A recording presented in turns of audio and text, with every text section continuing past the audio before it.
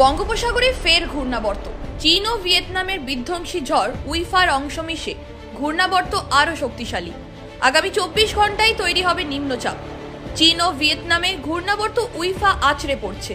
তার প্রভাবে বুধবার উত্তর বঙ্গোপসাগরে একটি ঘূর্ণাবর্ত তৈরি হওয়ার সম্ভাবনা। পাশাপাশি তৈরি হচ্ছে নিম্নচাপ অঞ্চল। এই দুয়ের প্রভাবে আবার বজ্রবিদ্যুৎ সহ ঝড় বৃষ্টি দক্ষিণবঙ্গে। উত্তরবঙ্গের শুক্রবার থেকে রবিবার পর্যন্ত বিক্ষিপ্ত ভারী বৃষ্টি চলবে। নিম্নচাপের কারণে সমুদ্র উত্তাল থাকবে। বৃহস্পতিবার থেকে 27 জুলাই অর্থাৎ রবিবার পর্যন্ত মৎস্যজীবীদের সমুদ্রে যেতে নিষেধাজ্ঞা জারি করা হয়েছে। বৃহস্পতিবার দক্ষিণবঙ্গে মূলত মেঘলা আকাশ, দফায় দফায় বৃষ্টি। দক্ষিণ 24 পরগনা, পূর্ব পশ্চিম মেদিনীপুর, ঝাড়গ্রাম, পুরুলিয়া এবং বাঁকুড়াতে বিক্ষিপ্ত ভারী বৃষ্টির সম্ভাবনা। উত্তরবঙ্গে বৃহস্পতিবার বৃষ্টির সম্ভাবনা কম।